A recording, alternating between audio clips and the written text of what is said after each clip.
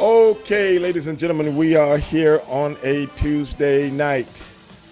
This is your boy Stevie Ray, and I am the host of the world's most dangerous podcast, Straight Shooting with Stevie Ray.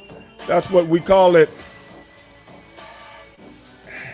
And every Tuesday night, we call it Tokyo Heat. But this Tuesday night is not Tokyo Heat because Sonny Ono will not be here tonight. Sonny is taking a hiatus, and not only that, we usually have our special guest on Tuesday nights.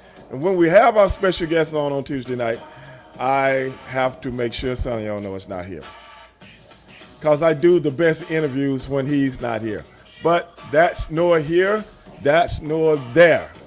But our special guest tonight should be Mr. Reggie Sweet Johnson, former middleweight champion of the world. Former light heavyweight boxing champion of the world. What's up, Matthew? What's up, Queen? I'm also broadcasting on my Facebook right now. I see my boy Big Booty out there. I see Lewis out there. You guys can ride for a minute, but you need to download the Twitch app. You need to go to YouTube TV, Stevie Ray TV rather. What's up, Matthew? And so you guys can watch the show. I was talking on Instagram for a few minutes. Now I'm talking on Facebook for a few minutes, but you won't be able to see the show from Facebook. You can only see me. So I just do that to just invite a few people over to see what's going on. But with all that being said, Reggie was supposed to send me an email, but I haven't got the email yet. So I don't know what's going on, but I did talk to him before the show started, and he's trying to get his stuff together so he can come on the show. So with all that being said, let's hopefully he gets his stuff together, and we'll see what's up. Justin's in the house, but everybody that's looking at me on Facebook right now, I can only be on Facebook for a few more minutes, and then I'll have to cut it off because I was just talking to my Instagram guys. Now I'm talking to the Facebook guys, and it is what it is. But I want everybody to go over to my channel so I can build my channel up more than what I'm doing, and it's coming along great. And like I said, we're going to be doing watch-alongs, so on and so forth, whether it be MMA, whether it be boxing, whether it be pro wrestling. We're going to be doing that, and I'm setting everything up for that right now. But you won't be able to do it, see no more. Dusty Wolf. Hey, man, my man Dusty Wolf is in the house, man. What's up, Dusty? Dusty, we got to get you on the show. A lot of people don't know, man. My brother's first match was with Dusty Wolf. Dusty made him look like $1 million, and I think that's the best thing the worst thing Dusty ever did because it went straight to my brother's head, and it never left. Thanks a lot, Dusty, for doing that. You made him look like $1 million. Remember that night in that club? Oh, my God. How many years ago was that, Dusty? Shit. 33? 33 years ago? At least 32. That's crazy, man. But it is what it is, Dusty. Hey, thanks for hanging out. Justin just said something. What's up, Davis? Good seeing you. Oh, yeah, Dustin. I appreciate that, brother. I appreciate that. But yeah, man, so in essence, everybody, we're just waiting for Reggie to chime in. But like Reggie informed me, J-Dog, what's up? Reggie informed me he's kind of punch drunk, man, from all the punches he took to his head. So a lot of things don't come as easy as they used to. Like I told him, I've been hit on the head with a few chairs, so I know exactly what he's talking about, man. Hit on the head. As you guys can see, I'm wearing my faithful Victory motorcycle shirt. I ride a Victory. I love my motorcycle. I've done it in my eyes, and I hate that they stopped making the Victory motorcycle, man, because I really love my bike. It's the best bike I've ever had. And I've had custom bikes. I've had street bikes. I've had bagger bikes. The best bike I ever had. So I always wear their gear, man. I always wear their gear. It is what it is. Kush, what's going on, brother? Hopefully Hopefully Reggie will be here, man, in a few. What's up, Edward? But I've sent him the invite. Um, but some people, man, some people, man, certain things go haywire, man, when they get the invites and stuff like that, man. And it's crazy that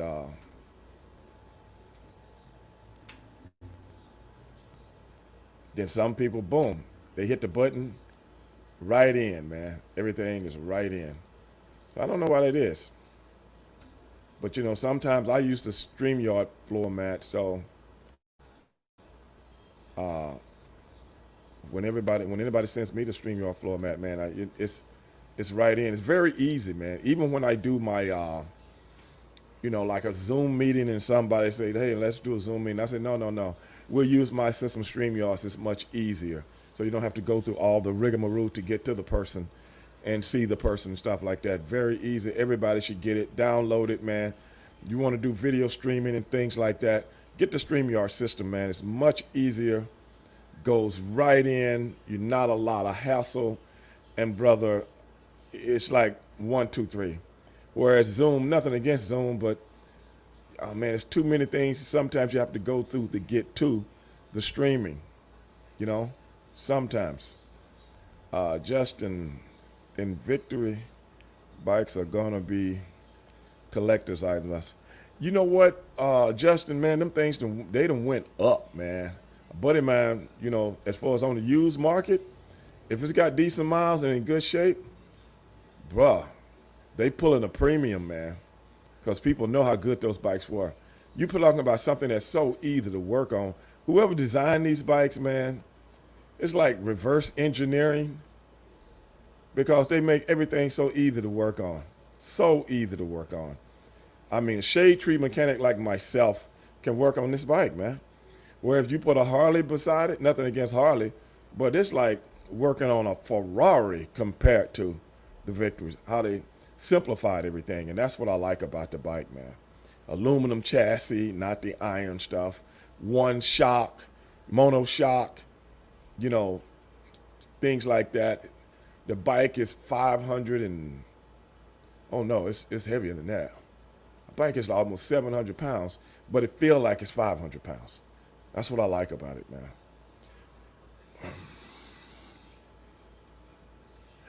Actually, real cool, just asking what replaces it. Actually, Polaris makes both bikes. And Polaris was making the Indian, and it was like, okay, if we're going to put everything into the Indian, why put all this money into the Victory at the same time? Because a lot of them got the same engineering. A lot of, both bikes got similar engineering. So they discontinued the Victory and went with the Indian, because I love the Indian also. If I didn't have a Victory, I'd have an Indian. I would. Very good motorcycle, man, especially for the price. You can't beat them for the price, and they're very well engineered, and very reliable, and doesn't cost you the house to work on them, What's up, Brandon? You guys watched the fight, Stephen Fulton and this morning. No, I know I didn't. Nah, man. I just been getting ready for the show tonight, and a few other things. Down here in the heat, man. The heat just been killing me. But it is what it is, man. We gotta pull through it. What freaks me out is people don't believe. I don't know how people don't believe in global warming, man. Because I'm telling you right now, from the time I was a kid, I used to could go out in the summertime and play with my friends and stuff like that, to now, I don't even want to come out of the house like a horror movie or sci-fi movie or something like that. These days, it's crazy. For somebody not to believe in that, I don't get it, bro. I don't. It's hotter now.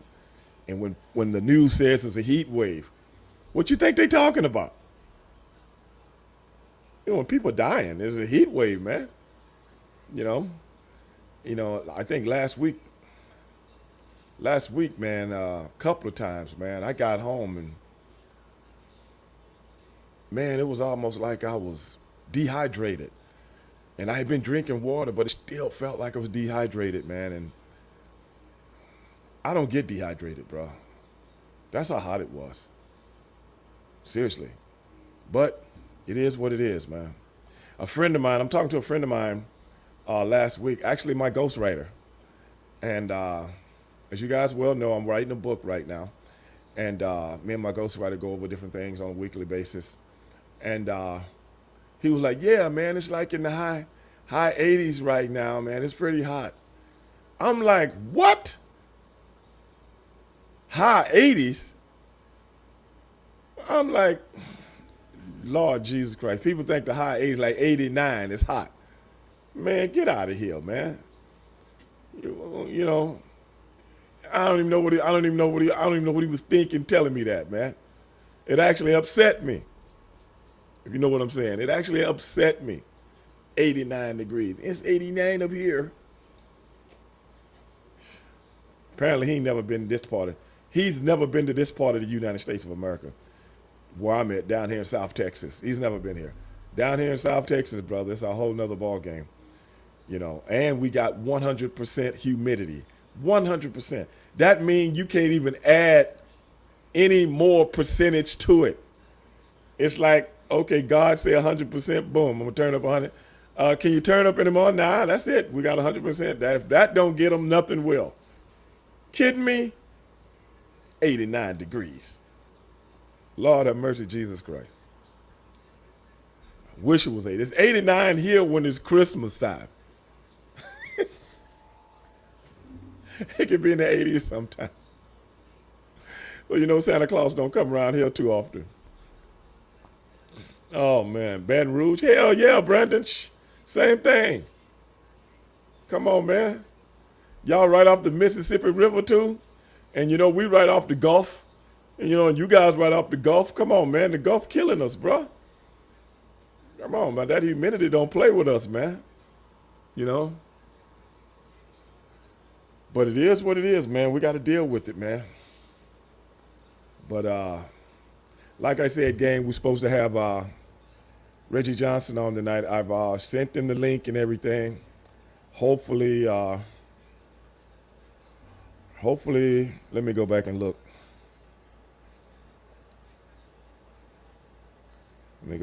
Big Buddha said 89 at Christmas. You damn right. You know what I'm talking about, Buddha. Let me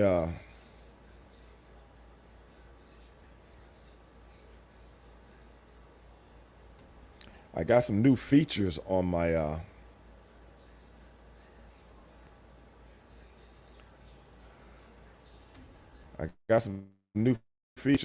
StreamYards. I'm just reading one.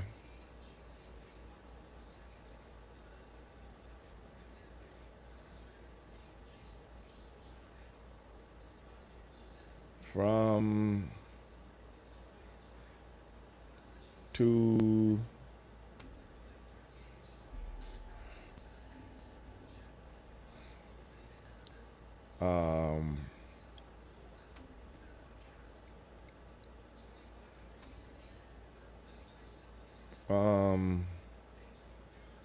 try the new,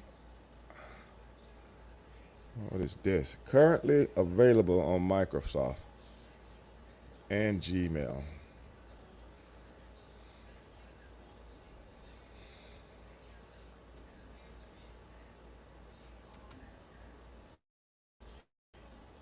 I don't know if I need that.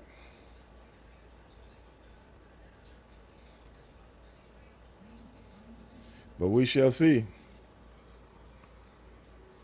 We shall see. Troy, what's going on?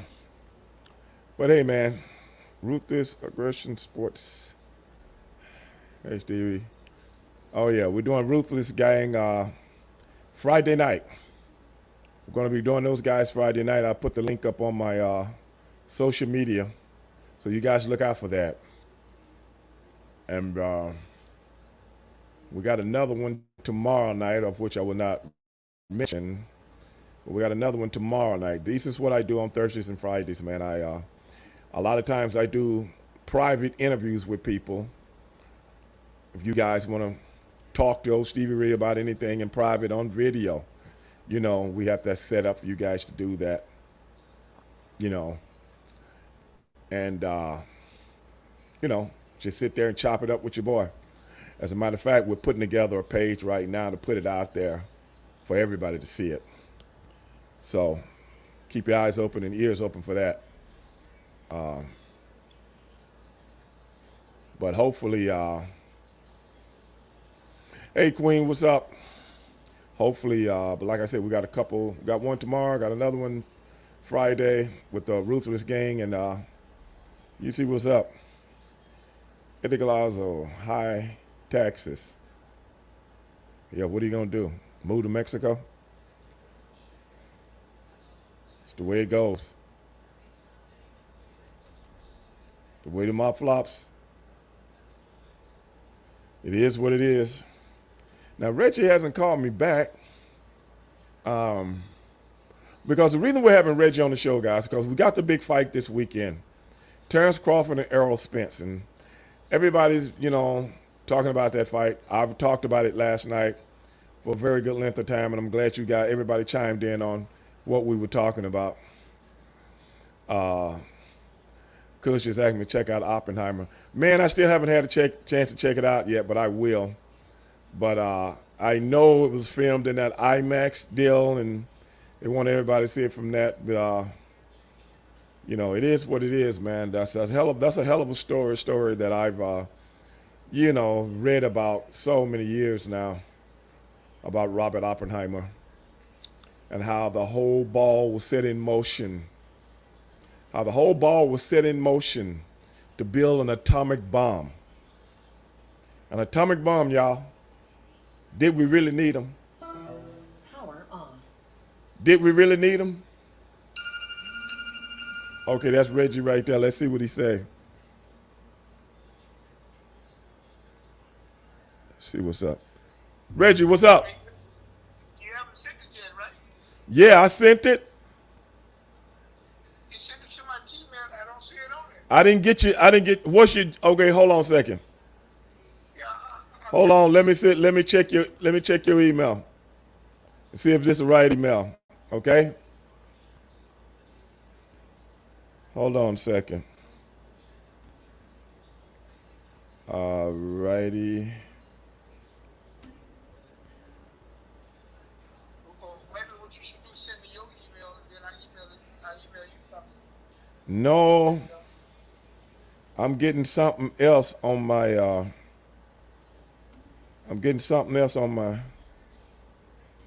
on my deal right here. Oh, Hold on a second. Hold on a second. That might have something to do with something. Hold on a second. okay. Do you want to open this? Because it shouldn't be all of that. It should be just. Hold on. Hold on 1 second. I'm bringing it up right now. Okay. Okay.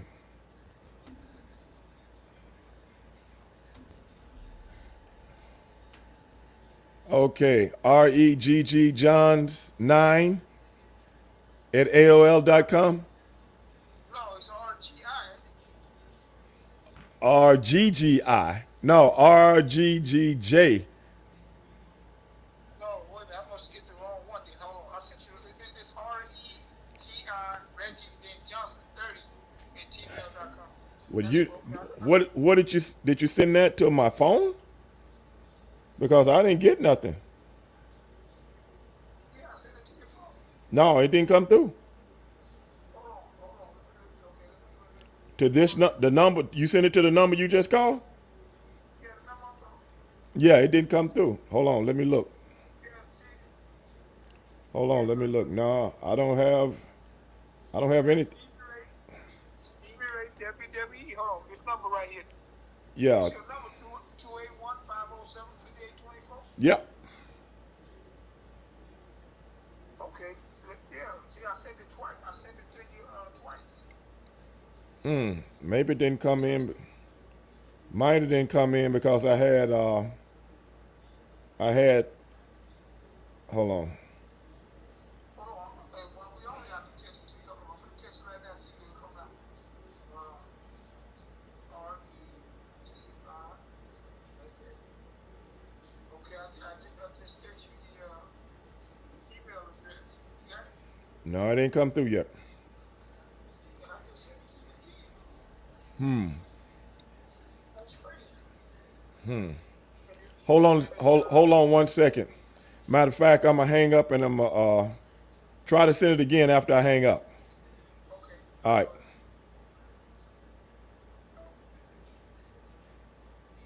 Yeah, guys, Reggie's having some problems sending the email. But apparently we were sending him the wrong email, gang. Apparently, I got 2 emails from him. And he got another email saying those 2 are not the emails. So I don't know what to tell nobody, man. I got emails. Because every time I send somebody an email, it stays in my system. So I don't have to send it to you, if it doesn't change. But it does change. Then you have to update me. And by the fact that I was talking to the gang on Facebook, maybe it didn't come through. I'm not sure. But we waiting for it right now. If not, I just write it down. We'll see. If not, I'll just write it down. There he is again. Hello? So I sent this to your phone, right? Yeah. Okay, yeah, I'm texting it to your phone, so I just sent it again. Okay. That's kind of strange right there, man. Hold on a second. It didn't come. I haven't got it. Okay, hold on a second. I'm gonna punch it. Text me. Hold on a second. Give it to me right now. Okay, it's R-E-G-I. Hold on a second. R-E. G. Hold on a second. G-I. Okay. Johnson 30 Yeah, at Gmail. yeah, that's it. Okay. I'm sending you a link right now. Tell me if you get it. Okay, now this comes to my Gmail, right? Yep. Okay, let me see. Can I get? Yeah, I can get on there. Yeah, hold on. Okay. I had just texted him and told him you were waiting. Yeah, we talked before the show, Buddha. So Hey, that last Huffman, right? yeah.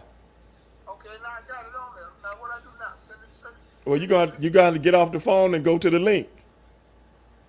Okay, so the link is on here, right? Yeah. Hold on, let me see something. You can't do it while you're on the phone. Okay, now I got the link here. Okay, yeah, I got it. Okay, let me get on. All right, buddy. It's going there now, right? Yeah. Okay, got you. You gonna wait till 12 o'clock tonight? No. All right, bro. Yeah. Yeah, hopefully Reggie will figure that out. I appreciate that, Buddha, but apparently I got 3 emails from him, Buddha. And I'm supposed to know which one working and which one not working. But hopefully he said he got the link. Then he go, it's supposed to be R-I, huh? Shit, I don't know. I told you to send me the thing just to make sure. What I did was I told Reggie, send me your email just to make sure I got the right email. Because a lot of times people change the email. I know people got 3, 4 emails, man. I've had the same email. I got one email. I got one Gmail.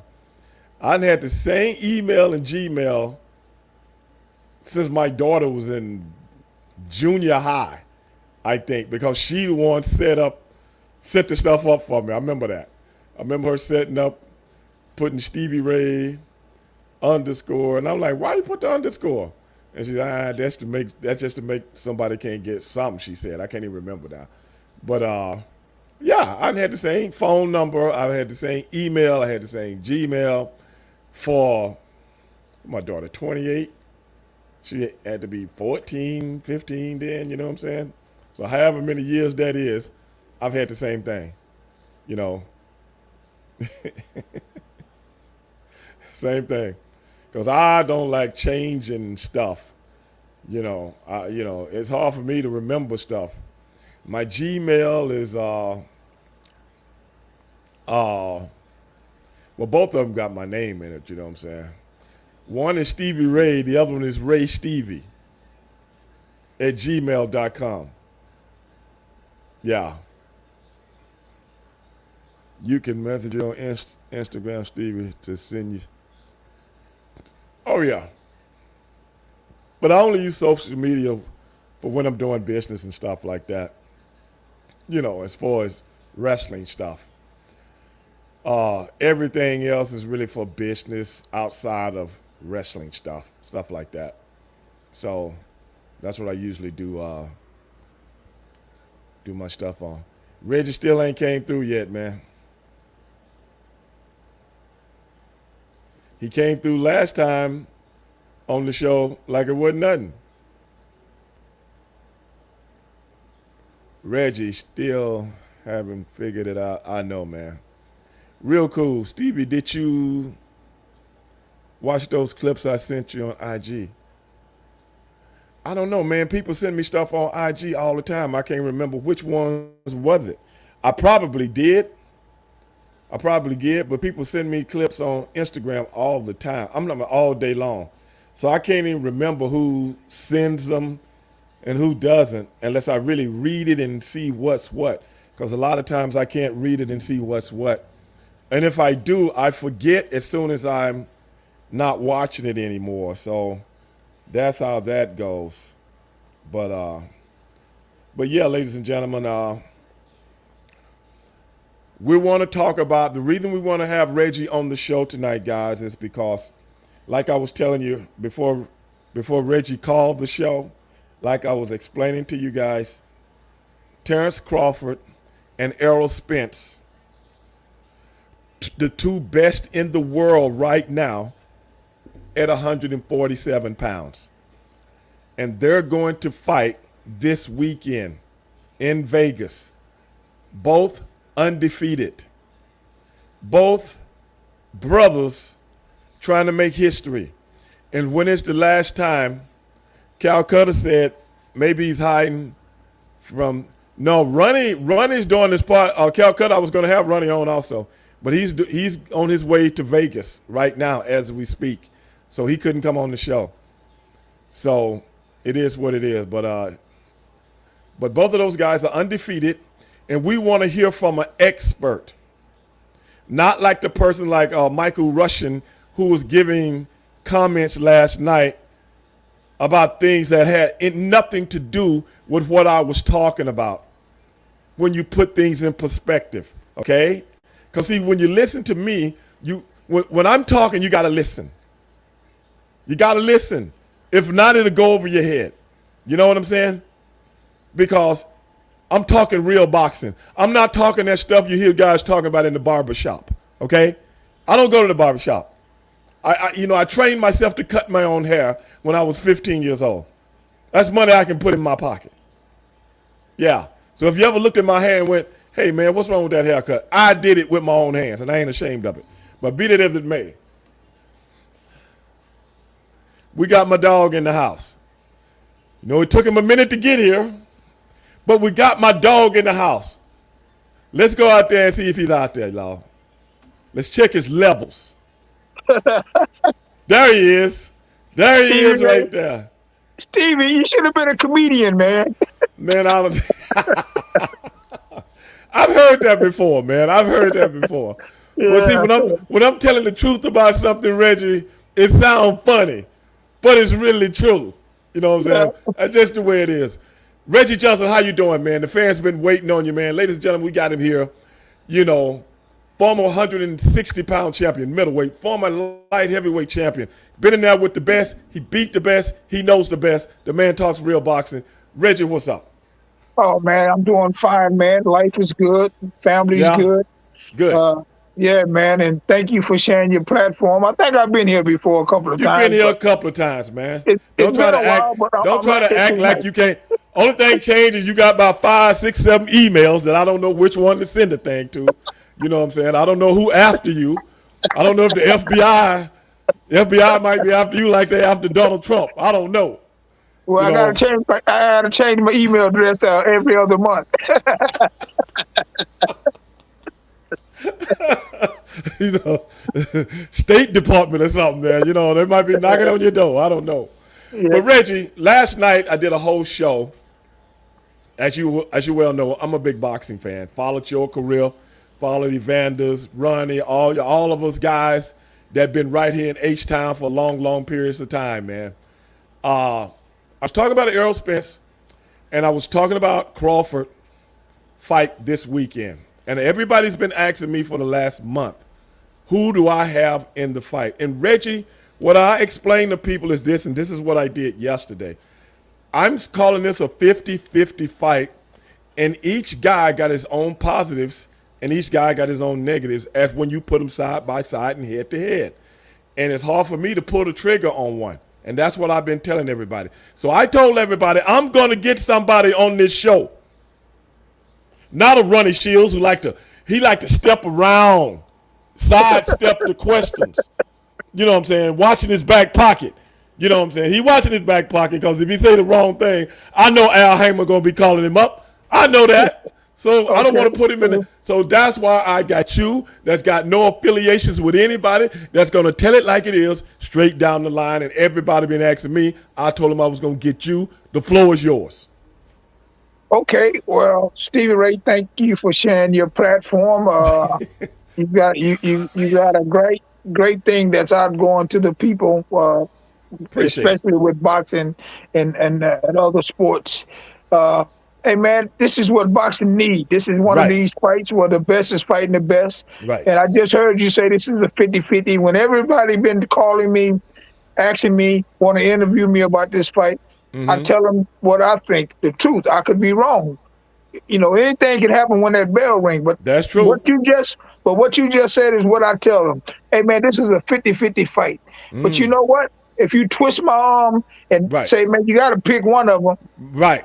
I'm from Texas. I'm going with Spence, brother. I'm going with Spence. I And got and, you. and you know what? Win, lose, or draw to either one of those guys and to the boxing fans of the world, this is good for boxing. This is the Right. best fighting the best. This is what we need more of in the Yes. ultimate sport of boxing. The Right. fight, the best fighting the best. Right. Well, if people have to twist my arm, you know what I tell them? You better go ahead and twist both arms, cause Yeah. it's hard for me because I look at Spence, and the pressure he puts on fighters. A lot of fighters fold under the pressure. Then I look at Bud Crawford, who is to me has got one of the highest boxing IQs that I've ever seen. And he's a switch hitter. The guy can turn lefty maybe better than Hagler. I'm Uh-huh. thinking he's slightly better than Hagler when he turns lefty. Slightly. And when he does that, he throw boxers' whole games off. So it's like the old immovable force syndrome. You know what I'm saying? It's that old. Yeah, And yeah. it's hard for me to pick an advantage one guy over the other guy. It's just hard.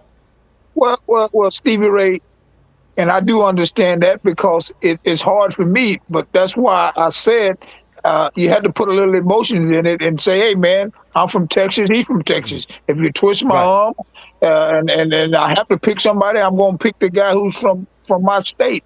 Right. From my area. So right now I'm had to do that to you, Stevie. I say twist my arm, but if I had to cut your head off, who you gonna pick, brother? Oh my God, brother. You ain't got to answer that. You can wait till later on in the show, but I before hear the you. show in, you got to give me an answer, brother. Man, it's hard. I'm gonna be honest with you, man, and I agree with you 100% when you say boxing needs this, and this is what we talk boxing on this show a whole lot, Reggie. Me and the fans. I got a lot of these are wrestling fans that I have, but a lot of them are very big boxing fans at the same time. So we talk about boxing, not as much as wrestling, but almost. It's like wrestling, boxing, MMA is what we talk about on this show. And I've had wrestlers on, I've had boxers on, I've had MMA guys on. Combat sports. Right. It's all in a confined area, and people do what they do. But when I talk about boxing, a lot of people call me a hater because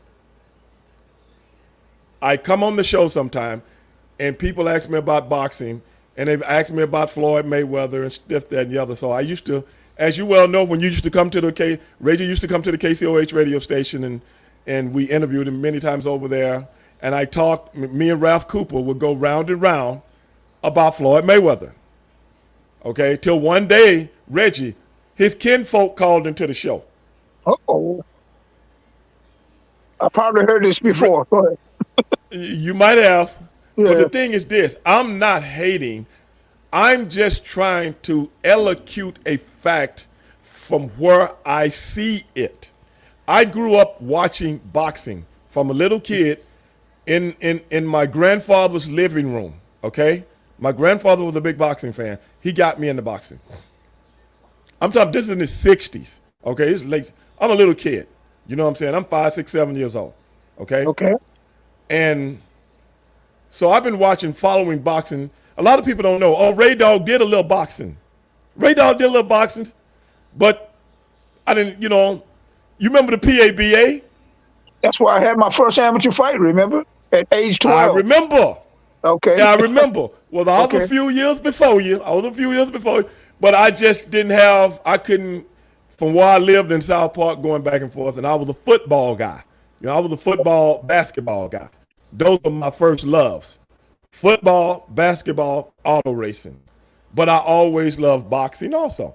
So be that as it may, when I'm into something, Reggie, I try to study it as best as possible. If I'm watching Reggie Johnson, I'm watching his footwork, man. I'm watching his attitude. I'm watching his facial expressions. I'm looking at this a little different than what everybody else is looking at. I'm looking at it, I'm critiquing things because I know a little bit more than your average fan. That's all. Right.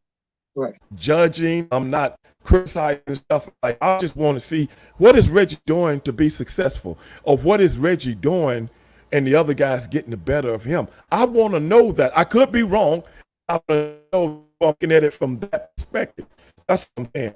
And when I talk about, I used to go on the radio show and I talk about Floyd Mayweather, people say I'm hating. I say I'm not hating, brother.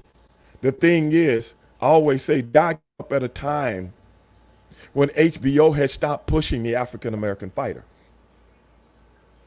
And I say, in anything on this earth, when it comes to basketball, football, baseball, track and field, boxing, if you don't beat the inherent African American, and I do not apologize for it. If you don't beat the inherent African American fighter, you cannot say you the best at nothing. If you can't outrun in a 100-meter dash, the African American or somebody from this part of the world, continent part of the world, then you ain't the fastest. Wow. Unless you're blood doping like the Eastern Europeans were doing years ago. That's why they still got records. Okay? If you cannot jump the LeBron Jameses of the world, you can't be the best basketball player or the Michael Jordans. I'm just telling it like it is. So if you beat up the flat-footed Hispanic fighter and then act like you really beat somebody, I ain't buying it, bro. I'm not buying it.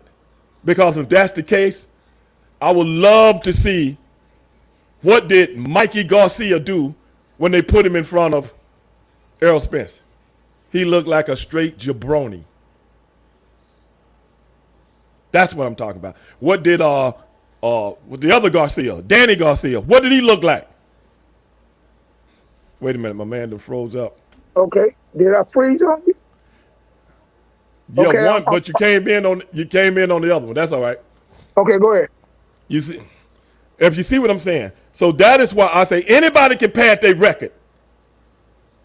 You know, beating the flat-footed. I ain't got nothing against those guys, but I'm just saying the guys that got the slick head movement, the slick, fast hands, quick feet, this, that, and the other. You can't train for that in South America. You can't train for that in Puerto Rico. You can't train for that in Argentina. You can't train for that in Brazil because they don't exist. You got to come over here to train for that. So that's why I say anybody can pad their records. I ain't saying nothing bad about those guys, but that slick style from the 60s and 70s, it will beat that flat-footed style any day of the week. I would like your assessment on that. Well, my assessment on that, Stevie Ray, is we got to understand that when you say boxing is the ultimate sport, man, that's real. I think it's the first sport that started in the late 1800s or early 1700s. I can't remember. Professionally, professionally, in the late 1800s, yes. Yeah, and if you think about it, if you talk about all the other sports, think about this: boxing is the only sport that you can't play. True. You can't play boxing. But I'm not talking about playing anything. I'm talking about competition. Yeah. I don't want it to get. I don't want it to get. People that are listening right now. Okay, I don't want them to get. I don't want them to be misunderstand anything. But go ahead.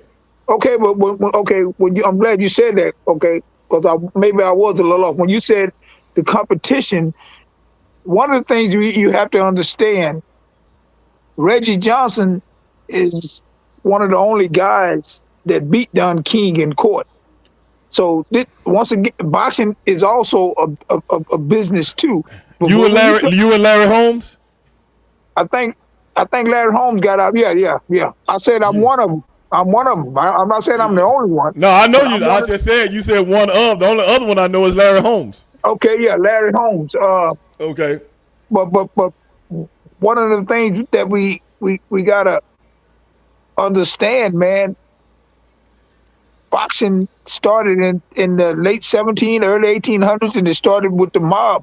So it's always been corrupt, and it's going to be that way until fighters come together and say, "Hey, man, enough is enough." Even though I've did what I've done in this sport, in spite of what the sport is from a business perspective, I don't want my son, my nephews, my cousin, the next fighters, the other great fighters behind us to go through what we went through. I understand. You see what I'm saying? I understand 100%. So I always get onto that, man, because I've only had 52 pro fights, which is pretty good when most people see that and say, "Wow, you had 50 pro fights over." Yeah, but these days, that's a lot. Yeah, that's what I'm saying. But what I'm saying is, like Julio Cesar Chavez, I should have had like 100, probably a little over 100 pro fights. But dealing with business, dealing with sitting out contracts, dealing with going to court, battling these promoters who's dictating the money. Hey man, boxing is the ultimate sport, the first sport, the great sport. Like we got the great fight coming up. This Spence and Crawford, which is good for boxing, man. You got boxing fans all over the world, man. That's true. And that's why I'm saying we should give them what they want. Oh, absolutely. Give them what they want and give them. It's enough money around now for everybody to get paid nowadays in every sport. This ain't the 80s or 90s no more, man. Yeah. It's enough money, especially with all the streaming and stuff that goes on and all these different sponsors and companies out there that want to be a part of big events and stuff like that. You can't tell me it's not enough money out there. But I think sometimes certain fights leave a bad taste in a lot of people's mouth. And then they don't want it then they cringe against it. You know what I'm saying? But we know what that's all about. You are a boxer. I've been around so many different boxers in my life and had conversations with them. And they talk about the same things you're talking about right now. Well, tell me, what is it about boxing, whereas we can't come together on these big fights?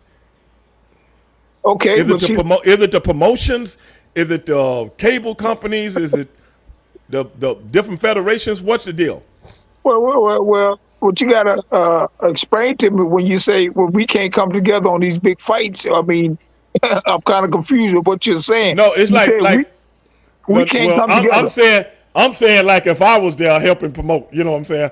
Maybe I misquoted, but what I'm saying is, as a fan, we want to see these big fights like we're seeing right now, but it's Right. always that string attached that the two sides can't come together, man. They can't come together.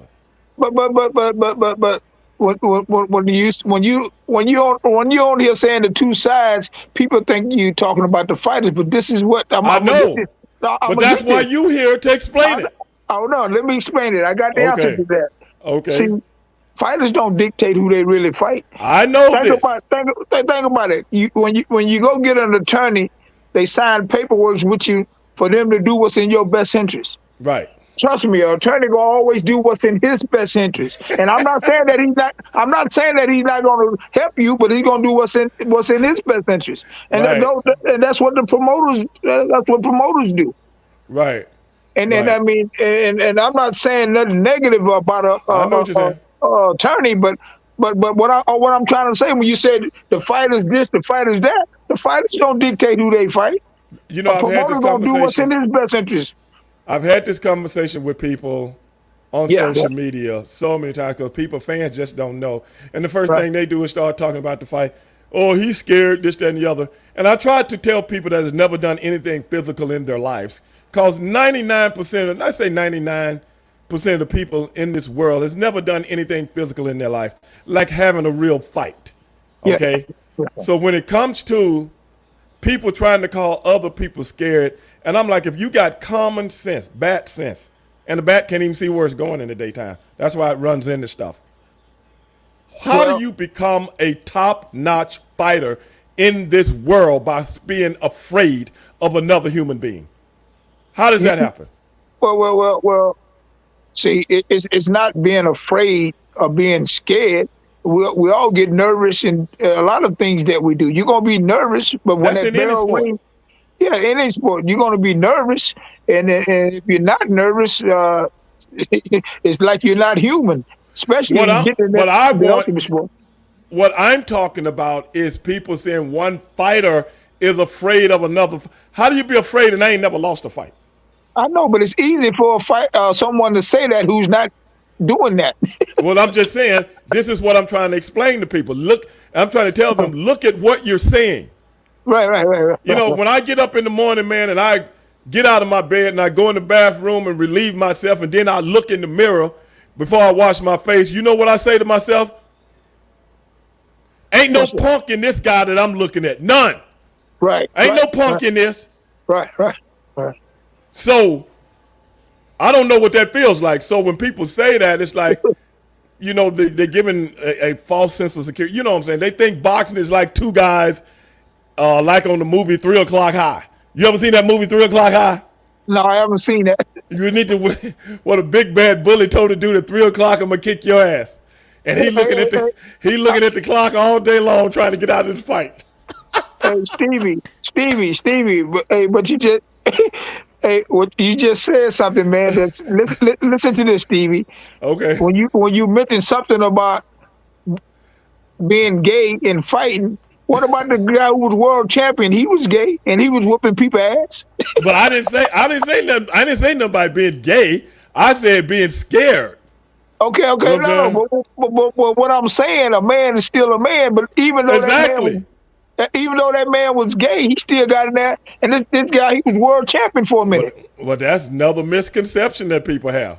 Yeah. A skill is a skill, regardless. A skill is there you go. Skill is a skill. That's right. Regardless what your representation is a skill. And when you good at something, and you know you good at something, hey brother, you relish the competition.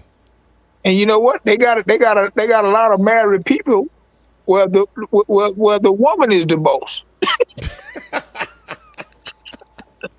Yeah, he more scared of the wife than he Yeah, is of a man. guy in the ring. There You you know what go. I'm saying? That's what I'm saying. You know, that's just how some people built. But That's right.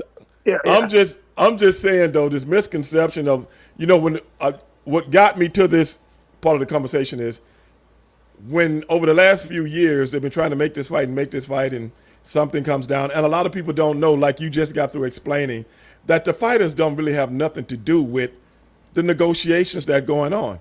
They Right. are the talent. Right. Just Right. like anybody in a sport, you're the talent and you worry about what the talent does. All Right. the other stuff you pay other people to do. And that's what people don't understand when they watch boxing. People today are so ill informed because of social media. Social media has become, to me, a way to make the dumbest of the dumb even dumber. And to Yeah. me, that's a crime. To me. But that's Yeah. what I see though, bro.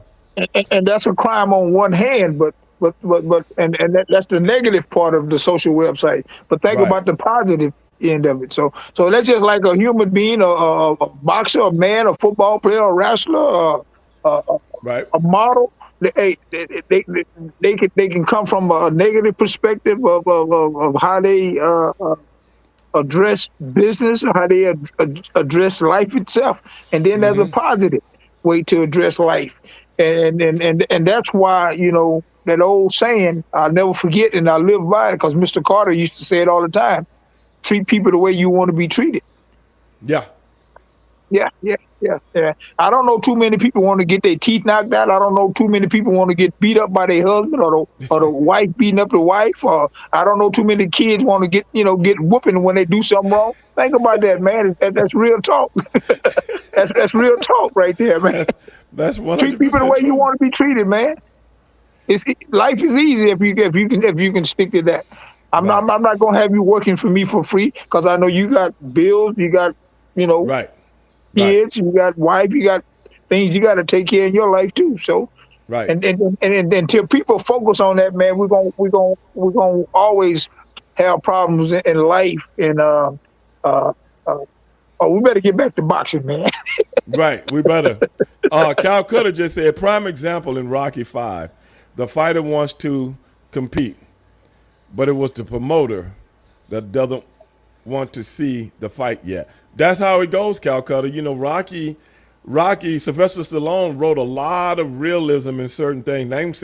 I'm not talking about the fight scenes. What I'm talking about is some of the behind the scene things that he wrote in some of those movies that will go over your head if you're not paying attention. Or if you listen to the songs in some of those movies, the lyrics, and it's talking about certain things that's going on in those movies as it pertains to the fighters. And a fighter is a unique human being. He's more unique than any other athlete on earth. Mhm. More unique. Because a fighter not only competes against his opponent, he competes against himself at the same time. That's a different way of looking at it. Like Reggie said, you don't play it. You don't play it. Yeah, you can't play boxing, man. Now you No. you brought up the Rocky movie, and I tell this to people all the time. I don't know what Rocky. I think it was Rocky 4. But remember when the first time he fought Mr. T and Mr. T Yeah. beat him up real Right. bad, and remember his wife was out there talking about stop the fight, stop Right. the fight. Right.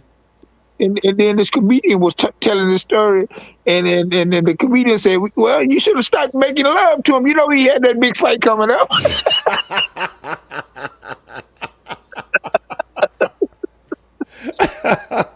but guess what? And she listened to that comedian, and in the rematch, he was ready. He beat Mr. Right. T.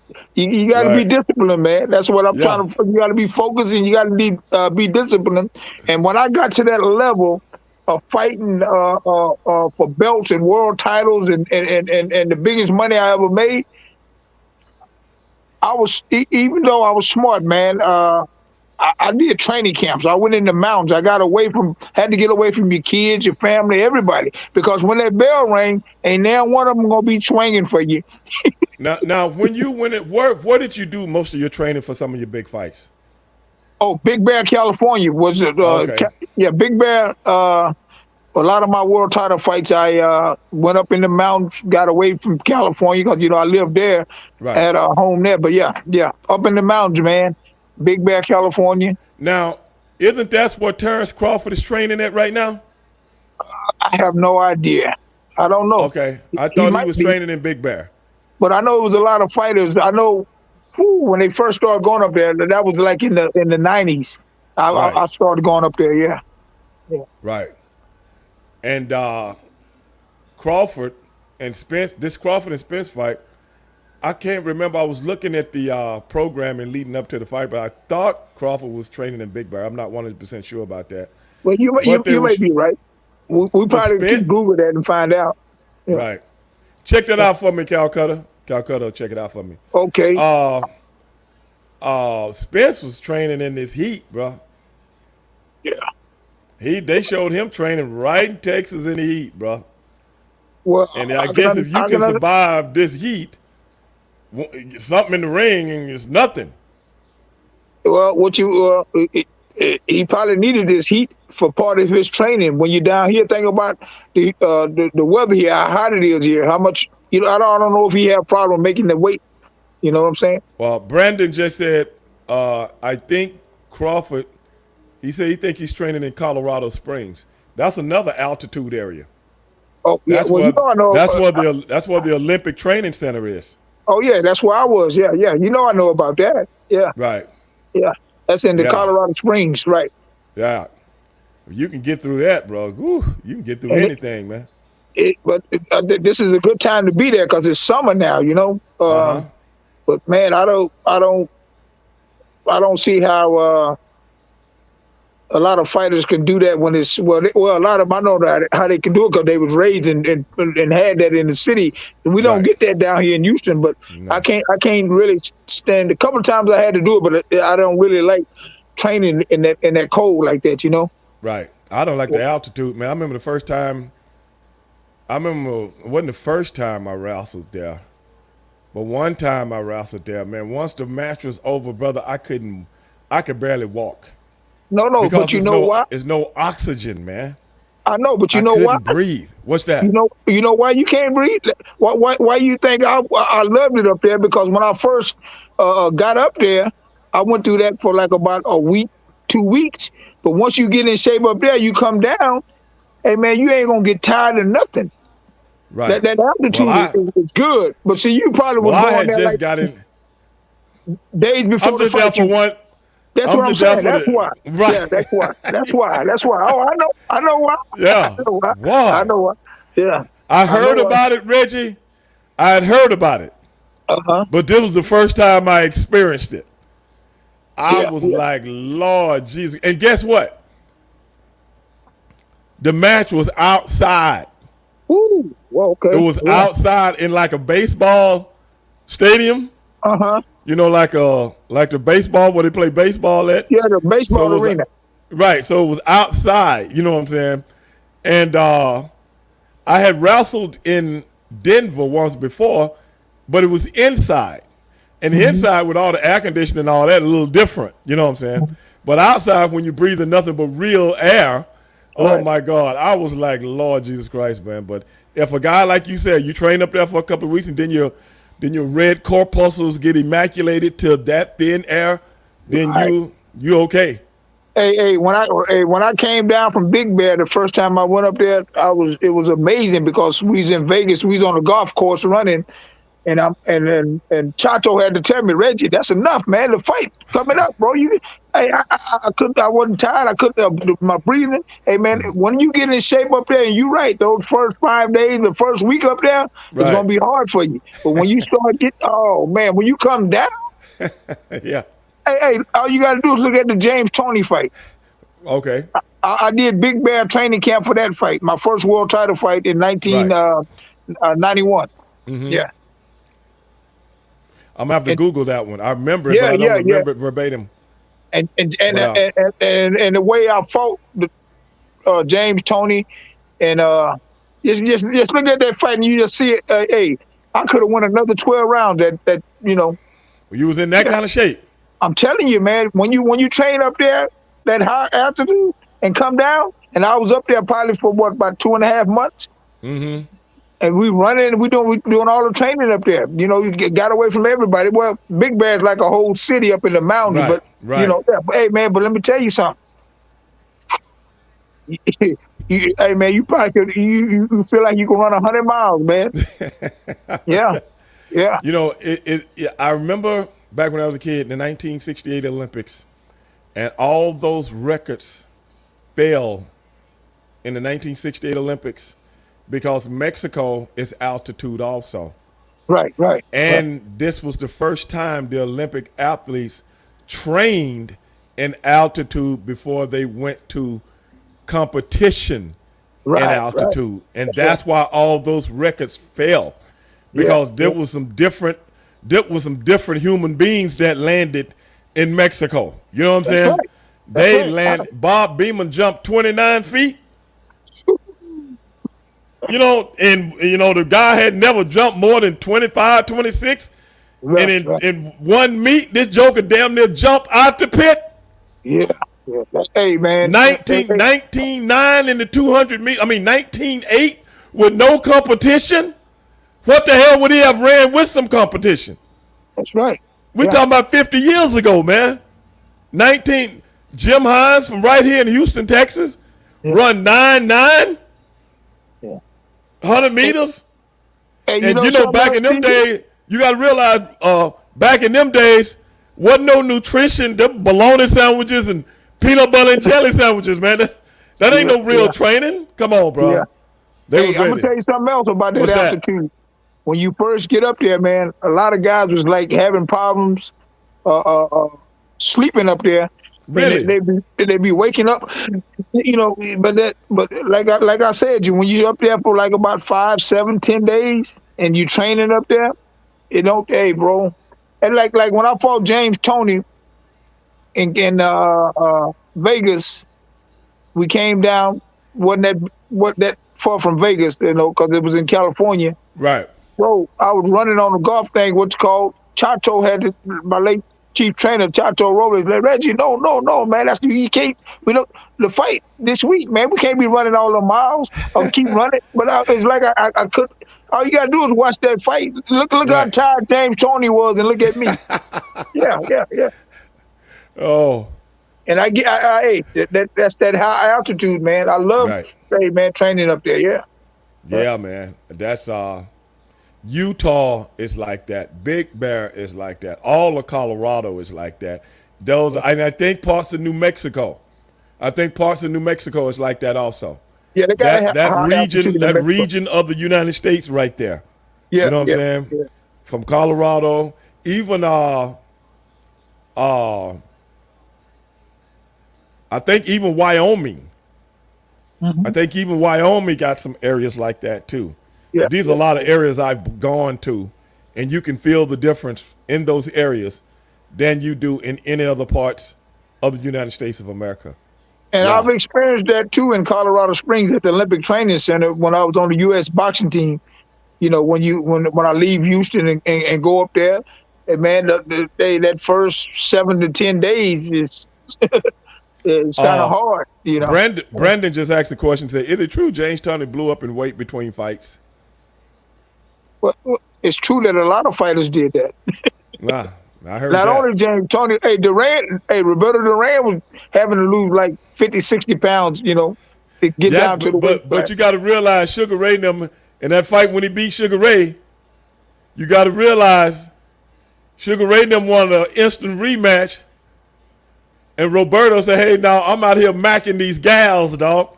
Oh, I'm gonna enjoy this win. I'm out here. I'm in Panama macking these gals."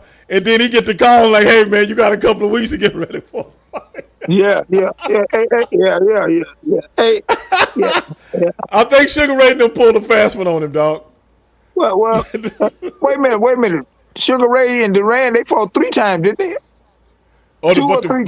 the third fight was several years later. You remember Yeah, yeah, yeah, the yeah, fight yeah, they had in Montreal where they had the Olympics at in yeah, yeah, yeah, 1976, I think. They yeah, fought in that stadium. But the rematch was what, less than a year after. The rematch was like 7, 8 months. Yeah, it was in the same year. Yeah. And they kind of pulled a fast one on him. But yeah, I would have blew up too, man. Hey, but think about this here. When you bring up that fight about Sugar Ray Leonard and Duran, that second fight, if Ray Leonard would have fought the way he fought the second fight, he would have won that fight. I think you're right. I think Ray wanted to. I think your boy got up under his skin so much that he wanted to go toe to toe with him. Yeah, and that's been happening in a lot of fights over the years. A guy getting a guy. That's why a lot of guys do the talking. And then think about it. When them guys get through fighting, when the fight is over, that same guy threw chairs and did all that stuff. He run up, hey, I love you, brother. Yeah, I love you, brother. Thanks for that big check. Yes, that's right. That's thanks right. for now I can get that down payment on that big one that I wanted, brother. You know. But you remember old James Tony was like that, talking crazy, doing that stuff, and but when me and him fought, he had on some dark shades and a hood, even at the press conference away, and he just standing like this here, just with the shades on, can't even see his eye. But he didn't, maybe he kind of sensed that. Well, I don't think that'll work with Reggie. I mean, as far as going off, throwing chairs and talking crazy, he didn't do that. Yeah. Calcutta just said he couldn't find anything on any articles. Calcutta, I was looking at like the whatever they call it, the 24/7 thing, and they were showing where he was training, but I can't remember if it was Big Bear or I can't remember if it was Colorado Springs, like Brandon just said. But it was somewhere in altitude. It's not in Nebraska. It's not in Nebraska. So then a lot of people go out that way because, like Reggie just got through alluding to, it's close to Vegas. Yeah, it's not that close to Vegas. Yeah. So you're not going a long way. Texas is, it's a few hours away on a plane, but California probably 45 minutes on a plane, if that. Big difference. Maybe an hour. I'm gonna tell you something else about Big Bear, California. What's that? Being a fighter, it also tests you, tests your heart and your guts and nuts driving up there, because when hey man, everybody in the van was like dead quiet looking at the driver, because when you're driving up there, they ain't got no things down there, man. We going up the mountain, hey man, that's some scary stuff, bro. Oh my God, I know what you're talking about. Especially when you ain't got the wheel in your hand, somebody else driving. Dog, I did that. The first time it was me, my brother, and Nick Patrick. Nick Patrick used to be our head referee guy, and me, him, and my brother used to ride together everywhere. And I never went in the mountains of West Virginia. Okay, it's like that. Brother. That's scary. That's some scary stuff, man. And I'm driving, and like you, Reggie, we from right here in Houston, where everything is flat. Right, that's right. Yeah. We like bedrock on the Flintstones. Everything is flat. You can't see stuff down the road because it's elevated, like in Dallas. Dallas got a lot of hill country. Austin got a lot of hill country. Down here where we at, y'all, everything is flat. That's why we get floods all the time. Yeah, okay? Yeah, that's right. So I'm driving in West Virginia. Well, I'm not thinking about certain stuff because I'm driving, man. Then when you start to see, you look down and you can see houses, buildings. You know what I'm saying? I'm like, hey, I got it. What about when you look down there and you see all the the cities? When you're in a place where you see the cities way down there, way in front. Hey man, that's some scary stuff, bro. That is but Reggie, I'm doing the driving. Ooh, so I'm trying to, how they put the horse? When they make the race horse go, they don't want him looking at the other horses and stuff. They put those things on the side of his head. Yeah, that's right. Yeah. Well, I have to do this subconsciously to not look out of my peripheral, because everything, we going up a mountain, but you don't know it. You know what I'm saying? You're going up a mountain, and I'm like, That's the first time, Reggie, what you talking about. First time I ever experienced it was in Yeah. West Virginia, the mountains So of West did they Virginia. have a speed limit? Did they have a speed limit on the mountain when you went up there? Yeah, yeah. What it was Brother. 30? What is 30 or 40 miles per hour or something? What Depending on where you was at. I don't remember, Reggie. I just wanted to get to where the hell I was going Yeah, that's some and get scary and get stuff, off man. and get off this mountain. Because, like I said, I had never seen nothing like that before. You know what I'm saying? You see that in movies. Yeah, yeah. You know what I'm saying? Like a James Bond movie or somebody, like a car chase and one car go over the side because he get ran off the road. I never seen that in real life, bro. So what Yeah, you but saying is right on point, man. hey, but Stevie Ray, when I was young, before I started boxing, every summer I used to go to Tucson, Arizona, where my dad's mother had me, and I remember my friends, and they had this place. If you ever go through Tucson, it's noted called A Mountain. Okay.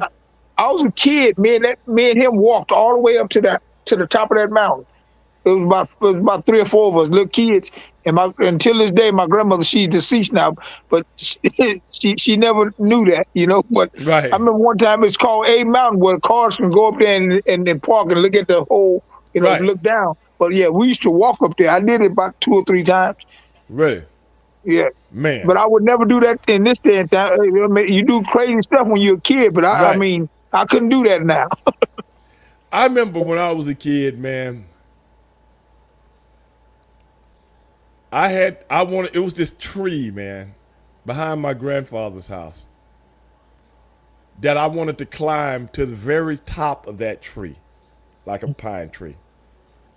And every time I tried, Reggie, I get halfway and I look down because I'm a guy that's kind of afraid. I'm kind of afraid of heights. And I've been like that my whole life. I Yeah, never I'm let like people that I too. never let people know it, but I used to dream about climbing this tree to the very top. And that was one of the fears I had to get over, man. I had to do this.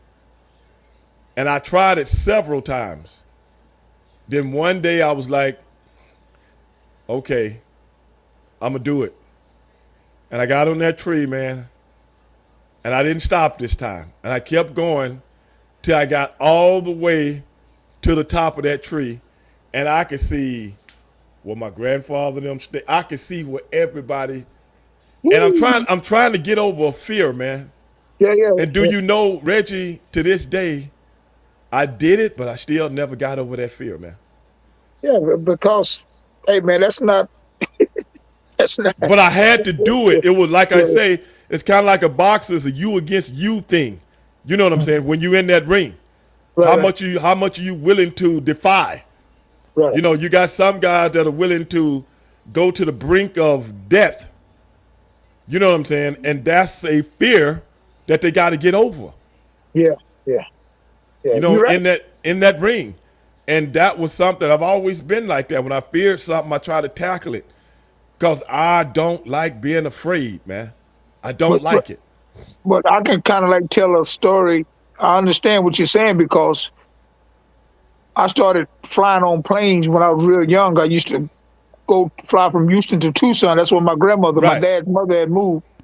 And as you get older, you kind of realize, wait a minute, man, you off the ground if this thing, yeah, yeah, yeah, yeah. But and then so when you learn that, hey, wait a minute, man, if this thing go down, you dead, this and that. But think about it.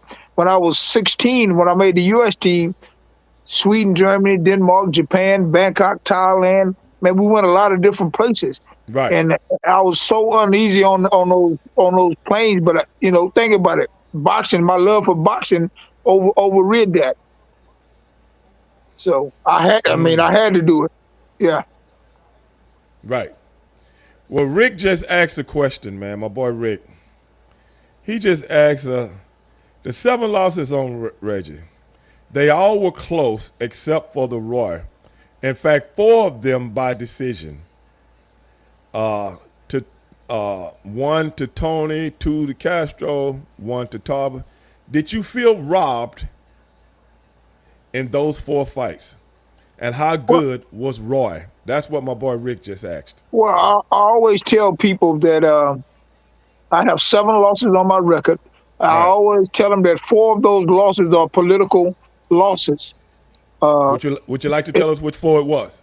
well, the 2 Castro fights. Come on, I'm fighting Castro in Argentina, Right. and both of those are 2 split decisions. Right. Okay, that speaks for itself. Okay. Uh, all you gotta do is go look at the James Toney fight. That was my first world title fight. I was number Right. 1 by 2 of the sanctioning bodies, and number 2 Right. because Michael Nunn got another bye to fight James Toney, and him and Tony was going in the fight, and I think he was winning that fight, but Tony came and caught him. So Uh-huh. that's what. Don't you know that James Toney fought me 6 weeks after he won the world title from Michael Nunn? Was it 6 weeks? Yes, I did six not weeks know after. that. Because I I did was not the know that. mandatory. I was number 1 by Okay. 2 of the sanctioning bodies. Okay. Yeah. So like that James Toney fight, my first world title fight, the Castro fight, uh, and the man, what's the other loss? The other 4 losses. The other loss. But You but say but, but all, two to Castro, yeah, okay, that's one to right. The 2 Tony, Castro. and one to Antonio Tava. Okay, yeah. Well, Tarver beat me. I mean, that was a close fight. I had Tarver down. Mm-hmm. But I tell the truth. That's a fight he won. Yeah, Okay. and it was a split decision. It was a close fight, but he won it. Yeah, Okay. yeah. Okay. Well, Rick, I hope you got that answer. Rick is a big boxing fan, man. Me and Rick was called into the show the other day, and we was talking about the fight coming up this weekend. Going back to the fight this weekend, I like to share something with Rick real quick before you Go start ahead. that. Go ahead.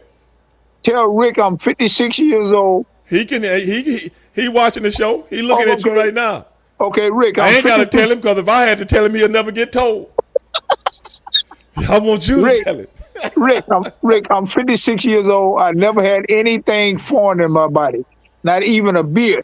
Right. And I always tell the story to people, but I've been drunk one time. That Roy Jones 1-2 punch.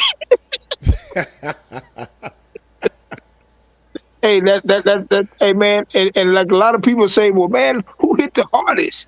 Mm-hmm. Well, people got to understand the punch that gets you the most is the one that you don't see. The one that you don't see. You can't prepare for the punch. Yeah. It was like if you run up on somebody and hit them and they can see that coming, Right. they can kind of embrace that a little bit. I'm not saying they won't knock them down or knock them out, but they know it's. But the punch that you don't see, oh, bro, that's. And Roy Jones was the best of our era. He's a fast guy too. Yeah. Right. Now I know that's 100% true, fam. Yeah. Because I've told y'all many times that I came up working in clubs. Okay? And I know what Reggie said is 100% true. Because when you got stupid in my club, you never saw the punch. Because I made sure you didn't, because I came up from behind you. And when you woke up in the ambulance, I know why you was knocked out. You know what I'm saying? I made sure of it. Okay? So it may have been a chair. Sometimes they don't know why. Sometimes they don't know why they're in the ambulance. They don't remember. They don't. I don't want them to remember, because I try to let everybody know this ain't the club you mess up in. Yeah. This ain't the club, Big Buddha. Big Buddha, I'm telling you right now, dog. They would have been pulling you out on the stretcher. I'm telling you right now, because brother, once I get that bead on you, huh? I was just with Buddha not too long ago. Oh, well, Buddha probably would have came in my club acting a fool, thinking he badass. You know, over there rousting the girls and stuff like that. But see, Reggie, I'm waiting on him. Yeah. I'm waiting on him. I'm waiting till he get enough liquor and thinking he all of that. You know what I'm saying? They got them nut hugging slacks on. You know what I'm saying? Thinking he, I'm gonna tell my boys, you get over there. You get over there. And brother, that's Buddha when the lights. But Buddha told me how he whooped you in the wrestling field. He told me how he whooped you. Buddha told me. Well, that's in wrestling. He see me. He can see me. We face to face. But if he had been in my club, dog, oh man. Ooh, bro. I don't even like to think about them days, boy. I was a heel, bro. But hey, I got to keep the peace. I So, you think I know, think I think I think last time on your show I told you that wrestling was my first love. I I remember used you to go telling me I, that. I used to go down to the Coliseum downtown, Yeah, and we my all did. grandmother, my late grandmother and them used to take me to the wrestling. And I remember walking back there to the back there, and when Paul Bosh and them was interviewing the wrestlers, and then we go watch the fights. I mean the wrestling, and Uh-huh. man, that was my first love. But don't you know, somebody in my neighborhood told me that wrestling wasn't like boxing and this and that. It wasn't real. I'm like, nah, man. And man, I started crying and I no, I'm serious. I wouldn't go I back for remember you real, man. telling me this. I remember this. Oh, I hey, man, remember the hey, story. boy, hey, Paul, hey, and you know, and, okay, let me see. Do you remember? I, Okay. who I told you was my favorite wrestler? Probably Jose Lothario. He was good though. I used to like him too. Hey, man, but my man, I Wasn't used to Tiger love. Conway, was it? I used to like him. I say, but you know who I really love? Who was my favorite? Who's that? Dusty Dusty Rhodes. Oh, okay. Yeah, yeah, Dusty Rhodes. I used to love Dusty Rhodes, man. Oh man, everybody did, man. Everybody did, man. It's But hey, crazy. man, Paul Bosh. before we get out of here, give me in your words and how you see things on both of these fighters this weekend, Errol Spence and Terrence Bud Crawford. How, in your head, tell me how you think this fight is going to go. Okay, let me start like this. First of all, I'm very happy that the ultimate sport of boxing is getting ready to produce the best fighting the best of this Okay, time and era. good. Uh, you know, we have two great guys, both undefeated, going against each Yes, other. yes. And at the end of the day, the best man is going to win. And like most people I talk to, and I'm the same way. When people ask me, I say this is a 50-50 fight. I say, but if you twist my arm and say, Reggie, you got to pick one, I got to go with Spence because he's my neighbor. He's a Texan. I got to go with my guy. But as far as that, we got your pick. Uh-huh. What? How do you think this fight is going to go? You think it's going to start slow, or you think it's going to be fireworks? Do you think Spence is going to try to pressure him, or do you think Crawford is going to try to be the bullfighter and try to bait him into some things that he's not used to doing, so I on and think so forth? I'm I talking think about the game plans, and how do you think those game plans are going to come to fruition? I think those guys are going to go at it to try to jump on each other, and then one of them is going to have to like fight smart, and one of those guys is going to have to be say, whoa, wait a minute, now, I can't fight this guy like this. They're going to show some other changes in their abilities when that bell rang because man, and Spence, I think he's a bigger guy, so of course Oh yeah, I think he's a stronger guy. Spence should be at 154. Yeah, absolutely, absolutely. I But went down and did one of the Charlo fights, and I was in the media. See, people don't know that I was almost a journalist at my time. So I was representing KCOH Sports. So right. I go in the back and I'm back there with the press. I'm sitting in the press booth, and see, you don't know that about me, Reggie. A lot of people don't, but on Ray Dog got a few things. See, a lot of people don't know I used to write for the WCW magazine also. Okay. No, Yeah. I didn't know And that. Reggie, I hadn't told you. I'm writing a book right now also. Wow. Okay. I'm working on that too. And I'm working on a documentary. We already started shooting. We've been shooting for Okay. like 3.5 months. Yeah. Okay, yeah, I'm gonna get together with you on that. Okay, So absolutely.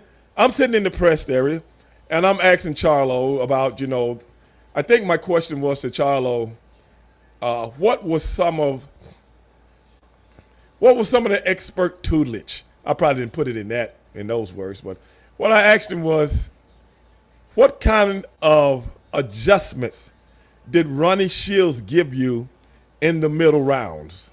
Because it seems like he started doing things different in the middle rounds. So I think I could have been a journalist, man, if I'd have stayed in school. But anyway, I got to see Errol Spence. He was there. Mm-hmm. And I'm looking at this kid. And I'm like, there's no way this kid fighting at 147. There's no way. Mm-hmm. So looking at him then, looking at him now, I don't think if this fight, if he loses or if he wins, it's a rematch clause has already been signed, right? Oh yeah, I heard about that. Right. Okay. I don't think he can fight another fight at 147. Well, I'm gonna tell you one thing about boxing.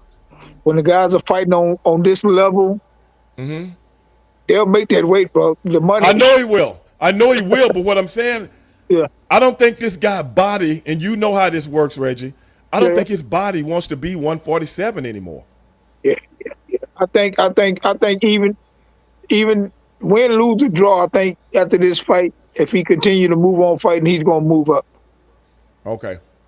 I think this is his last fight at 47, and especially if he win, it's Right.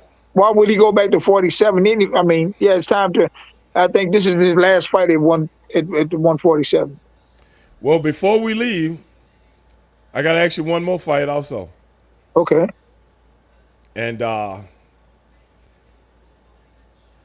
can't believe Canelo is going to fight Charlo in September. Well, I can't believe Canelo wants to fight an African American fighter. Well, even though if you can't believe it, I'm glad that we have to believe it. I'm glad that fight is happening once again. It's good for the ultimate sport of boxing. Right. And it's good. How many triple G's can you fight? Yeah. And this is the best fighting, the best. Right. I mean, what we have to offer right now in the ultimate sport of boxing. I think that's a great thing for fight fans and the ultimate sport of boxing. The best fighting the best, man. This is what we need, man.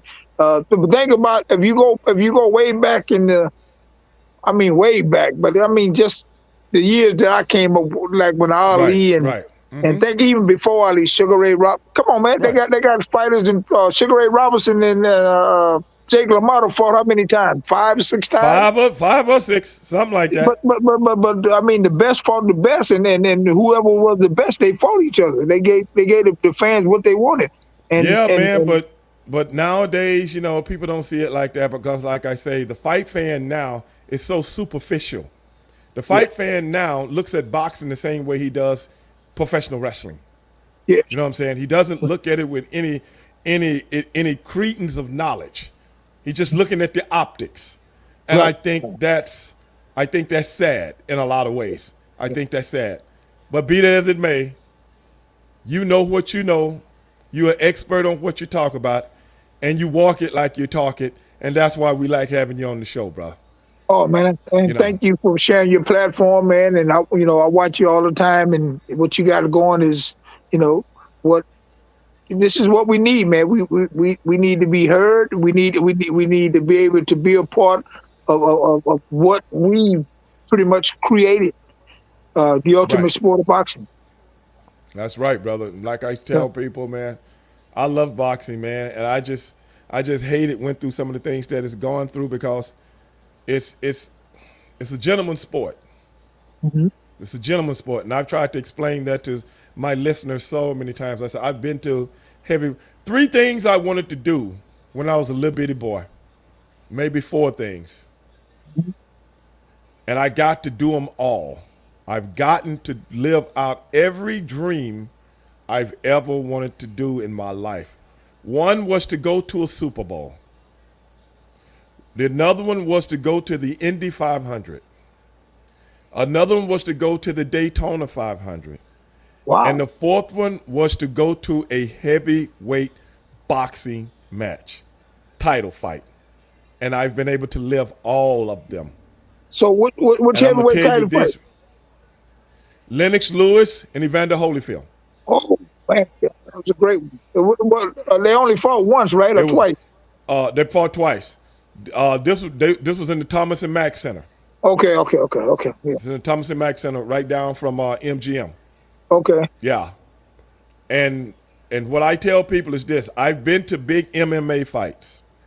I've gone to all kind of different things, but it is nothing on this earth. You know, everybody know I'm a big race car fan. I've been to the Formula One, Wow. race, Daytona, Indy, and it's exciting. You never see nothing like this. But to get ready in the audience with a good seat to see the two biggest, baddest heavyweights on earth go at it for the ultimate prize. I'm getting goosebumps right now. Yeah. I'm getting, because I'm looking at this like, woo, Reggie, oh man, it's about to go down. And guess what? And then think about all the other noted people show up at them big fights. That's what I'm talking about. Oh man, I got pictures, Reggie, with different fights I've been at and different people that I've met. You know what I'm saying? And I'm not even a celebrity guy. You know what I'm saying? You see people that go, oh, that's so and so right there. You know what I'm saying? This, that, and the other. But I didn't realize how many people knew me from pro wrestling. You know what I'm saying? Right. I don't look at celebrities as fans, but they are. You know what I'm saying? So it was a trip and a half when you see all these somebodies at a boxing match. And that's why I say, if you ever get a chance, Reggie has performed there. I have performed there. But if you ever get a chance to go there to see a big fight, it ain't got to be heavyweight, just a big fight like what we're having this weekend. I'm telling you right now, brother, I done been to a Super Bowl. It ain't the same. I done been to the big auto racing events. It ain't the same. But two guys, not 42 cars, not 33 cars, not 22 men on the field. Two guys. 20,000 people here to see two dudes. And somebody got to go, brother. It's got to be a winner. It's got to be a loser. You might get a draw. But, hey, to see that kind of ambiance is second to nothing I've ever done in my life. I'm telling you that. That's true, Reggie. That's true. And I'm glad I've been able to experience. Go ahead. I like to share this with you too, and I think I've shared this with you before, but to your listeners, my hero when I started boxing at the age of 12 was Muhammad Ali. Right. And think about it, man. When I fought for my second world title, when I won it after the James Toney fight, I fought Irish Steve Collins in New Jersey. Right. And even before the fight, Muhammad Ali was there. As a matter of fact, I think it was like 2 days before the fight, I was in Ali's room with him and his son, and they get a knock on the door, and my late chief trainer, Chato Robles, knocked on the door, and he said, Reggie, come here, man. He's from Mexico. Right. So I go outside, and the Chato said, Reggie, listen to me, man. I know you love Ali, man. But Ali no fight for you, man. He said, God damn it, man. We fight for world title, man. Ali no fight for you. We got to get focused, man. We got to get focused. I said, okay, Chato, okay. Let me go tell Ali and his little boy bye. So I go back in there, and Ali was like, Reggie, I said, remember I told you, Chato, that's my chief trainer. I say, well, he told me I need to, I got to come, go get focused and this and that. Hey, man, you know what Ali did to me? Ali said, what you say your name was? I said, his name is Manuel Robles, but we call him Chato. He said, boy, Chato, right? He said, because I don't want you blaming me if that Irish white boy whoop your ass. And then, Ali started throwing punches at me. You know how Ali be clowning, man. And that was funny as hell, man. I'll never forget that, man. Yeah. He said, I don't want you blaming me if that Irish white boy whoop your ass. Yeah. The greatest of all time, brother. The greatest, man. The greatest of all time. And you know what really closed the deal to make him the greatest of all time as a boxer? Because it's not all what he did in the ring, it's what he did outside the ring. That's the thing I try to explain to people too. Me, myself, that's one of the other things that was unexpected in my life was getting a chance to meet the champ. Yeah. Yeah. And I met the champ not on the same level as Reggie, because Reggie is a boxer and Ali is a boxer. Muhammad Ali was the biggest professional wrestling fan when he was a child, when he was a Yeah. kid. Yeah. So that's where he got a lot of his antics from, by being a heel and talking about the guy and building the fight up and stuff like that, because he was a big fan of Gorgeous George, the professional wrestler, who was probably the highest paid wrestler of the 50s. Yeah. Gorgeous George was making $150,000, $175,000 a year in the early 50s. Ali loved that dude, man. I Ali know. took it. I Yeah, know. that's right. Yeah. Yeah. So what I'm saying is, me and my brother never knew that Muhammad Ali was big fans of Booker T and Stevie Ray. We never Yeah. knew it. Yeah. And he invited us to meet him, and we didn't know it when we was in San Francisco doing a pay-per-view, and one of our PR guys took us to a hotel, and he told us we got a surprise for you guys. We never he wouldn't tell us what it was. So when we get to San Francisco, I got a surprise for y'all. And we like, what is it? No, I can't tell you. So after we get through with the pay-per-view, we actually forgot about it. He came to us and said, hey man, y'all get, I want y'all to get ready after the show, because I'm gonna take you somewhere. We like, okay. So we got ready, came to our room and got us, and got in the car, and he took us to downtown in a whole big hotel. You know how all the San Francisco stuff look, all Right. Right. Right. early American and stuff like that. And we go up on the floor that you got to have a card to get to the next floor. You know what I'm saying? It's way up Yeah. there. You know what I'm saying? So, and he walked us. I mean, it's like a ghost town. It's like a Boris Karloff movie. You know what I'm saying? You don't hear nothing. You don't see nothing. Nobody walking around, looking around, man. I've never been in a hotel this quiet before. He walks us down to a room, and he knocks on the door, and he say, hey, man, I'll be back in 30 minutes. And he left. Me and my brother looking at each other like, what the hell's going on? The door opens. Guess who it is? I know y'all thought it was some pretty women, but it was Ali. It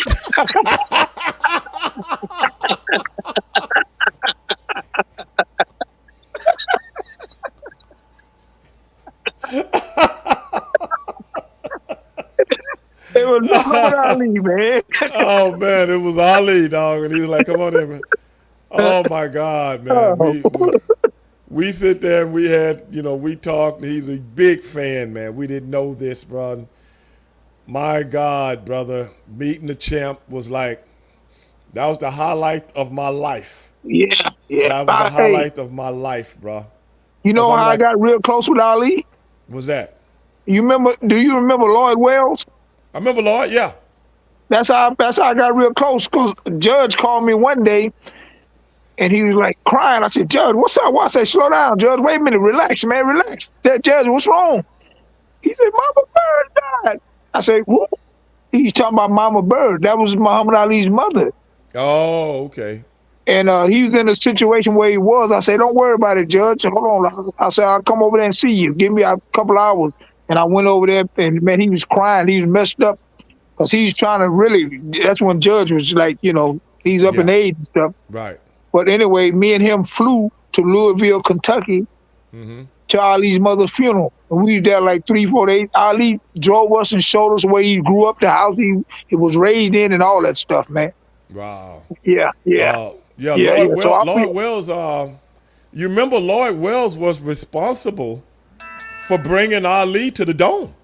I know. That's what I'm saying. He was real close with Ali. He used to compete with Ali all the time. Yeah. Yeah, man. And Lloyd is the one Lloyd introduced me to Gene Kilroy. I know Gene Kilroy. Oh, he did? Yeah. Lloyd Wells introduced me. Lloyd was a big fan of me and my brother. We didn't know that either. Yeah. Until I seen Lloyd Wells in Vegas one day. And I was looking, I was like, because he used to always wear that captain's hat.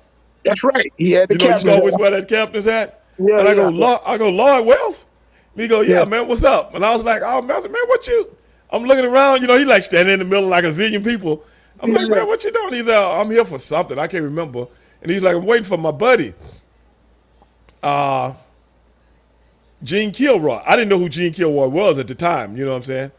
I know Gene. And me and him sitting in the middle, a zillion people talking, you know what I'm saying? And then all of a sudden, Gene walked up. And then, because I'm like, oh, I'm sorry. I was telling Lloyd, I said, I'm sorry, I didn't introduce myself. He's like, I know who you are. I was like, God. Oh, he did? He Oh, like, Gene Kilroy. yeah, he like, Yeah. no, Lloyd said that. He said, I know who you are because I didn't Oh, introduce myself. We just started talking. He like, I know who you are. I said, I watch you and your brother all the time. I was like, oh, okay. Yeah, and yeah. Okay. Then Gene walked up, and then Lloyd was like, hey, man, I want you to introduce you to Stevie Ray, man. Him and his brother are pro wrestlers. They from Houston. And then Gene Kilroy say, oh, they from Houston? He looked like one of these niggas from Fifth Ward. That's what Gene Kilroy said.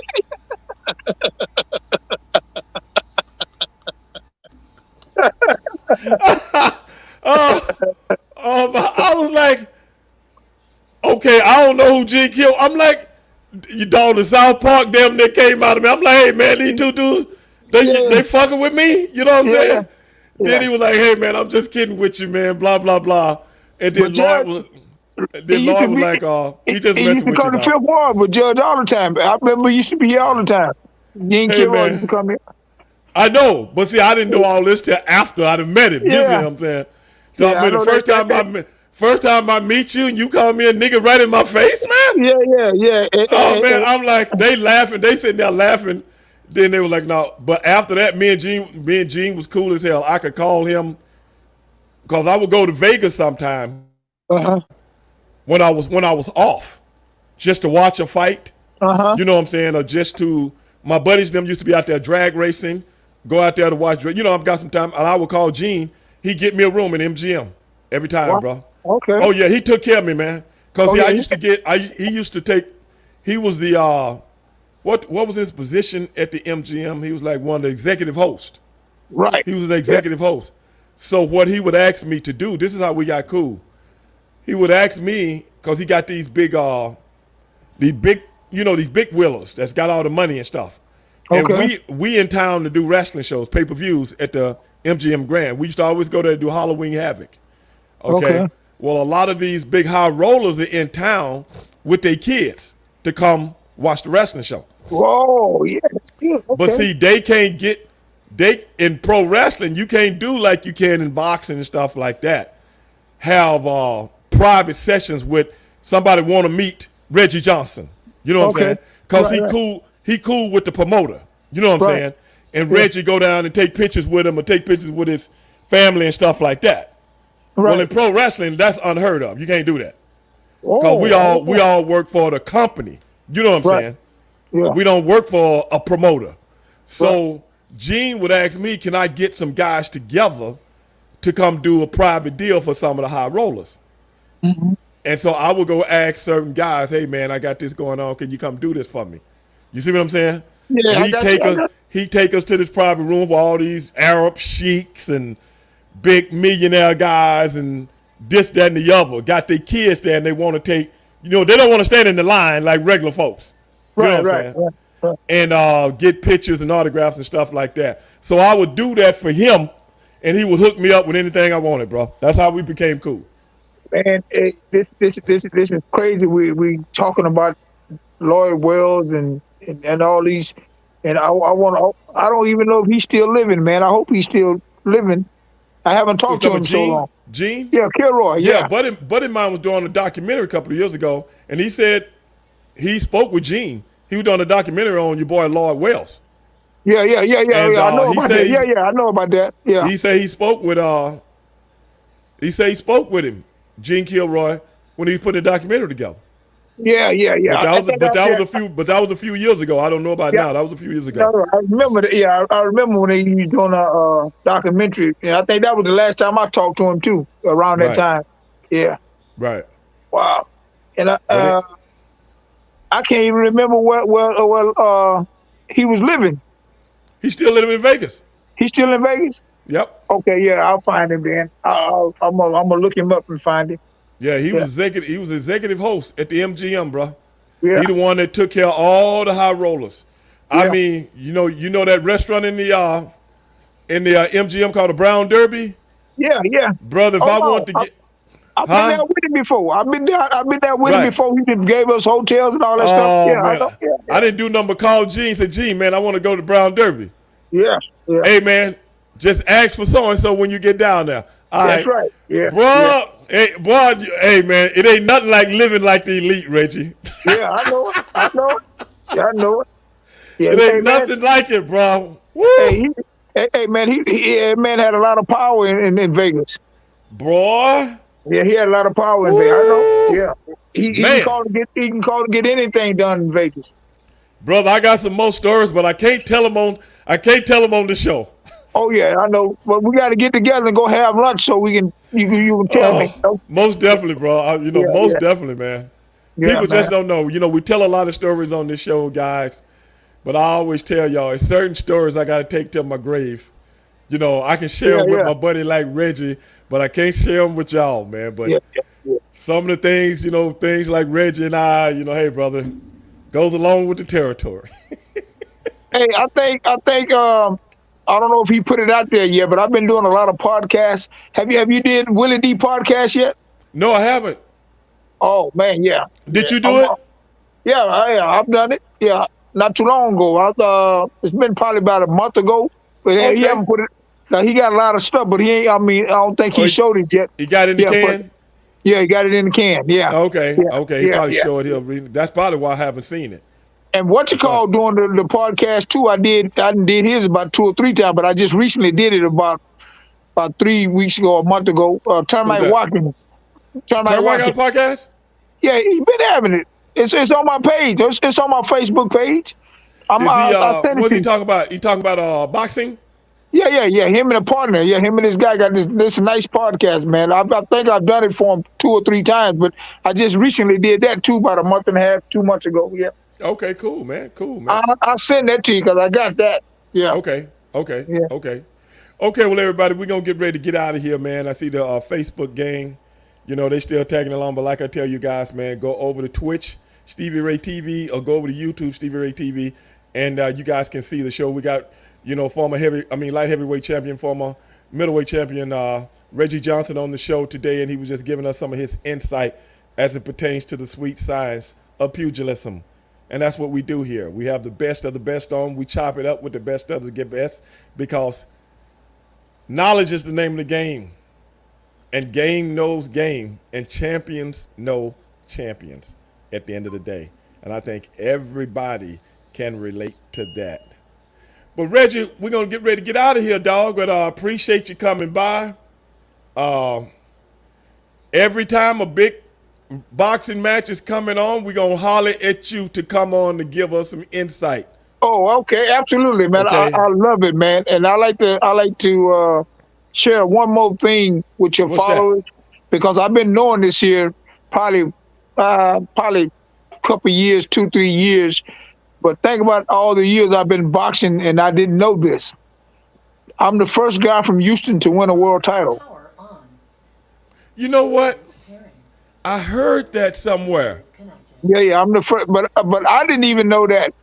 But it just, I think it was my cousin Star. That's Golden Johnson brother, because Golden fought Sugar Shane, my Right. cousin, for the world title. But I think Star was the one brought that to my attention. Man. And hey, that's a good guy to have on your. Hey, that dude know boxing and he's younger than I am. That man, he know. I mean, he know 1900. He know all about the boxing. Star Right. Johnson. Yeah, Oh, we got to get him on, bro. We got to get both yeah. of y'all And I back haven't. on. And Golden lives in San Antonio. His brother. Right. Yeah, yeah. Okay, y'all. Y'all hear the music in the background. We're going to have to get ready to get out of here. But hey, man, Reggie's here. He gave it like he can give it. Told you what he thought. You got to twist his arm. He's going with Errol Spence. Yeah. And at the end of the show, he told me he was going to twist both my arms to get an answer out of me. Well, I'm going to give everybody my answer before I go. I'm a huge Errol Spence fan, and I told everybody this man was going to be a champion. But at the end of the day, I'm going to have to go with Terrence Crawford by Wow. by Yeah. decision, 1 point. That's all I'm gonna say about it. Wow. But my heart is with Spence, but my boxing acclimate is with Crawford. It is what it is, y'all. For my man Reggie Johnson, I'm Stevie Ray, and this is the world's most dangerous podcast. Straight Shooting with Stevie Ray. See you guys next week. Peace, and I'm out.